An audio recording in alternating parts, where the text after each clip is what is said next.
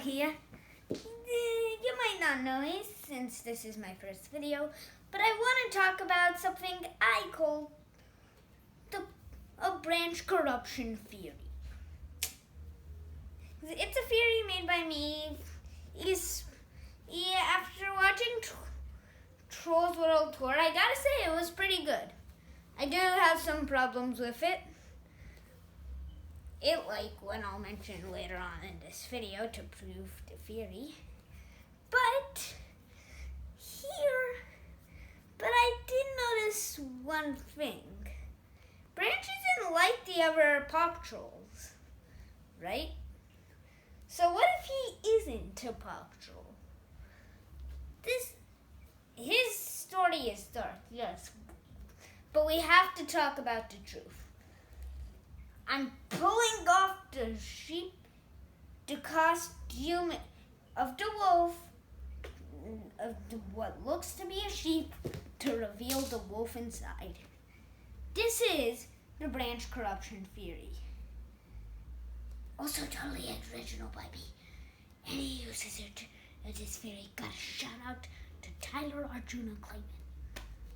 Anyways, back to the theory. So you might be asking yourself, what is this theory? Is it proving something that I don't know about? Here is the theory. My theory is that Branch is not a Paw Patrol. Not even close to it. Instead, he is a very much different type of troll. The Disco Trolls. You might be asking yourself, Disco Trolls, he looks nothing like them. He looked a lot more like a Paw Patrol, but I have evidence. First of all, they have the same coloring, blue and black. I know some of you will mention this in the comments, but the other colors aren't useful for reasons I'll explain later. Another piece of evidence is that Branch has some psyche. He's just like the other trolls of his kind. He can teleport objects, as we saw with the weapons. I mean, I'm curious why he didn't just grab those things back up, but he still can. Another thing that he appears to be able to do is very great problem solving. And slightly float at the end of the movie, you protecting Poppy, which was honestly pointless. What was the point of that, seriously?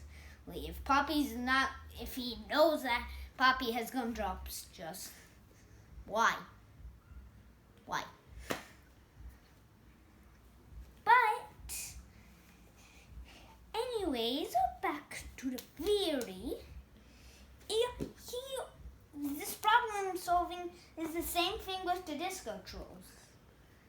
They only give up not because her forces are too strong, it's because they destroy their entire buildings and nations.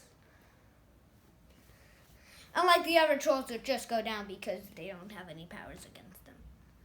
They're like, we suck.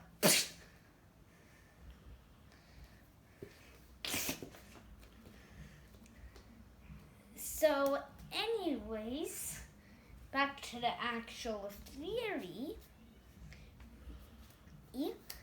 Branch honestly shares something that isn't much of a similarity, but is important. Didn't you notice how these guys don't have a second monarchy, and were never revealed Branch's gender? We assume he's masculine because he looks like it, but we don't see any private parts, any beeps, any this ever in the movie. And it never explains Branch as a him. It's only an it, so we can't honestly say that he's a boy. maybe Branch is a type of monarchy that was abandoned and left for dead. Another interesting thing which doesn't prove Branch is a disco troll but proves his backstory instead is that we never see Grandpappy, the grandfather of Poppy. Why not? Could it be that it's because if he did, it ruined the backstory? Oh, another thing, we're never told whose Branch's parents are. It's more of a mystery than whose Ray's were. Back then, before Rise of Skywalker literally just explained it was Luke. What?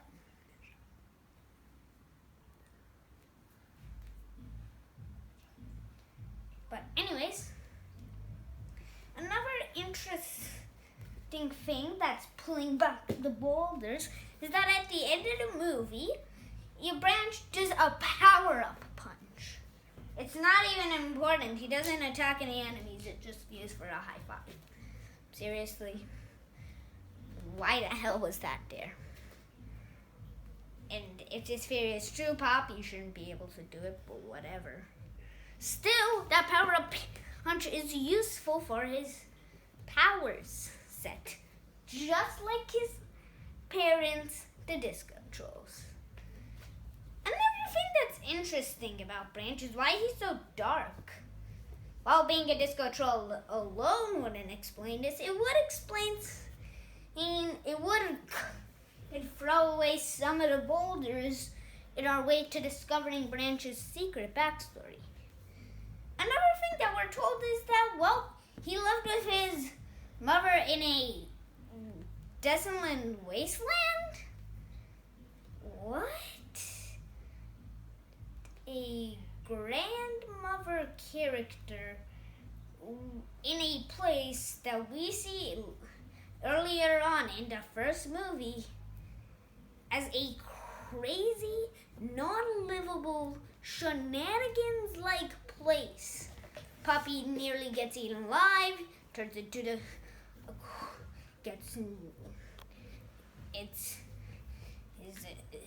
gets poisoned by spiders. It turns into the equivalent of Violet in Charlie and the Chocolate Factory. A giant snake is there. The fireflies which burn your flesh. It is crazy. So now let's pull back the boulders to what I think is the story. Also, quickly, I just want to mention this because I know someone in the comments room will say this. Well, yes, Branch at the end of the movie does put some pop. He was raised by the Pop Trolls, if this backstory is true. Wasn't born from them, okay? We see the same thing happen to Cooper. Why not Branch? So, anyways, let's peel back the boulders that we have. Piece them together in this puzzle of Branch's backstory. Once upon a time, in a lovely land, the Disco Trolls, the Queen and the King, have a baby. It doesn't matter where this baby comes out of, let's just say the bottom. So this baby comes out, and they think it's too different, too weird, what the heck? So they abandon him, kick him out of the shed. Well, afterwards, Branch has the first 5 years of abandonment and crazy environments, including a desert wasteland, a cold Iceland, this weird flower place which is practically trying to kill you, with literal mountains that are living creatures. What the heck? Anyways, he's back to the theory. He has a rough 5 years.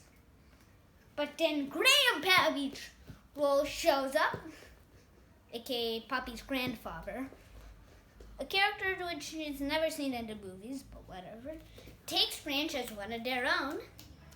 What are you You're still recording, right? Okay. Anyways, take them as one of their own, and then get raised. But Branch, with being in so many different environments, unlike any other troll, has had so many different musics flow through him that he's a glitch, a corruption in some sort of ways. He's sort of gangster troll, kind of. A virus.